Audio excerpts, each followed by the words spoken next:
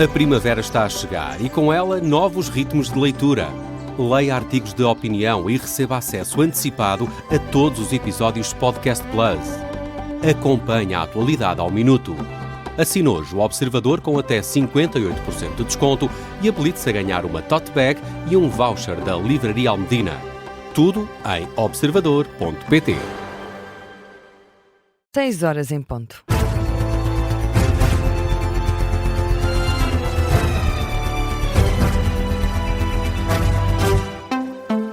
Começa agora o Jornal das 6, edição de Miguel Viterbo Dias. André Ventura quer chamar o governador do Banco de Portugal ao Parlamento para explicar o acordo de reforma de Mário Centeno. O presidente do Chega falou esta tarde sobre a reforma antecipada do antigo governador, Mário Centeno, e o Banco de Portugal, organização da qual era funcionário.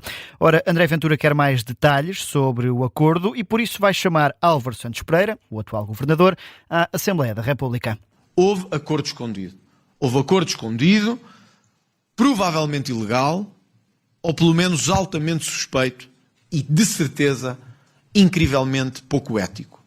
E isto significa que, não obstante ser Mário Centeno, deve ser Álvaro Santos Pereira a dar a explicação, porque é ele que ocupa neste momento o lugar de governador do Banco de Portugal. Não vamos deixar passar que alguém se reforme fora da idade em que as pessoas se reformam, a ganhar reformas milionárias com o dinheiro público. Não vamos deixar. Se estivermos nós enganados, cá estamos para assumir essa responsabilidade. Mas tudo aqui cheira a ilegalidade, tudo aqui cheira a pouca ética e tudo aqui cheira a mau uso dos dinheiros públicos.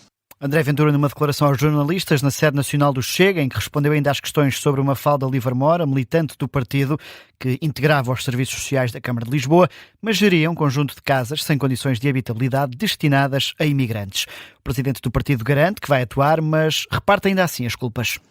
O Chega atua mais rápido do que os outros partidos todos, sobretudo os partidos de governação, nestas matérias. Logo no dia em que foi feita a primeira reportagem, os órgãos do partido, a jurisdição, imediatamente, e apesar das alegações terem sido desmentidas, o próprio partido atuou imediatamente, não precisou que ninguém lhe dissesse. O partido não protege ninguém, como eu sempre mostrei. Quem nomeou até a Dr. Mafalda não foi o Bruno Mascarenhas, foi o Dr. Carlos Moedas.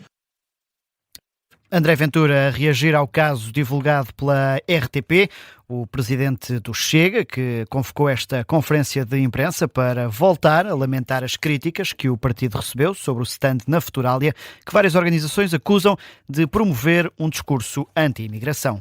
E o secretário-geral do PS, José Luís Carneiro, defende uma revisão da Lei de Finanças das Regiões Autónomas. Quer garantir o princípio da solidariedade, mas também da responsabilidade, disse o líder socialista na sessão de encerramento da Academia Novo Futuro, nos Açores. José Luís Carneiro defende uma nova lei das finanças regionais e critica o incumprimento dos deveres orçamentais do governo da região autónoma açoriana. Uma nova lei de finanças regionais que integre o valor da solidariedade, mas simultaneamente que exija responsabilidade na aplicação dos recursos públicos que são de todos e que têm de ser administrados com eficiência e com eficácia. Tem havido um reforço consecutivo das transferências do orçamento do Estado para o Governo Regional, mas nem assim o Governo Regional cumpre os mínimos em relação aos seus deveres financeiros e orçamentais. Naquele que foi o primeiro ato oficial depois de ter sido reeleito, secretário-geral do Partido Socialista, no encerramento da Academia Novo Futuro, nos Açores, José Luís Carneiro assumiu também que a região autónoma deve ter uma participação ativa no governo e na administração dos próprios recursos. São tantos os recursos que podem e devem ser valorizados a partir da economia do mar, mas as regiões autónomas não podem ser vistas como um ator passivo na valorização, na utilização, na exploração e na gestão desses recursos. Essa é a razão por que assumimos na nossa moção de que queremos contar com a participação ativa dos Açores no governo e na administração desses recursos territoriais que devem contribuir para desenvolver a região. O secretário-geral do PS, José Luís Carneiro, aqui num registro captado pela agência Lusa nesta iniciativa na Ilha Terceira, nos Açores.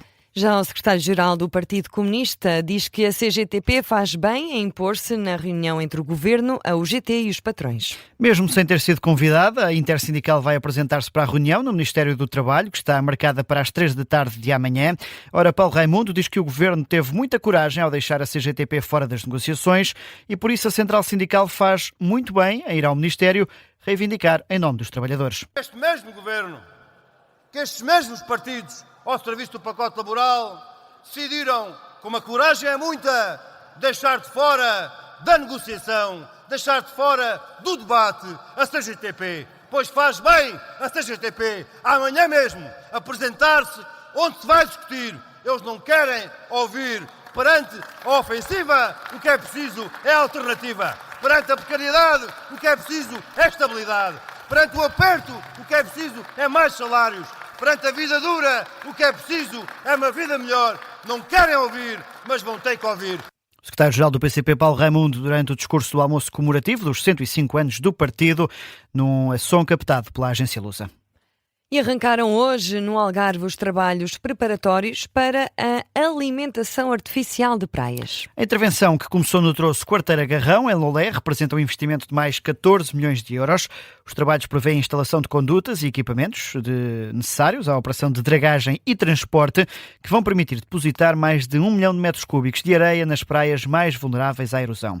A tempestade do último mês veio piorar a situação de desgaste no litoral algarvio e a Agência Portuguesa do Ambiente identificou um total de 35 praias afetadas pelas tempestades, a maioria em Albufeira e em Lagoa. E para tentar controlar os impactos da guerra no Médio Oriente, a Agência Internacional de Energia garante que o petróleo das reservas de emergência vai começar a chegar ao mercado em breve. Segundo a organização, os estoques estarão disponíveis de imediato na Oceania, deverão começar a chegar à Europa e ao continente americano no final de março. Esta é a maior libertação de reservas de emergência de petróleo alguma vez coordenada pela agência.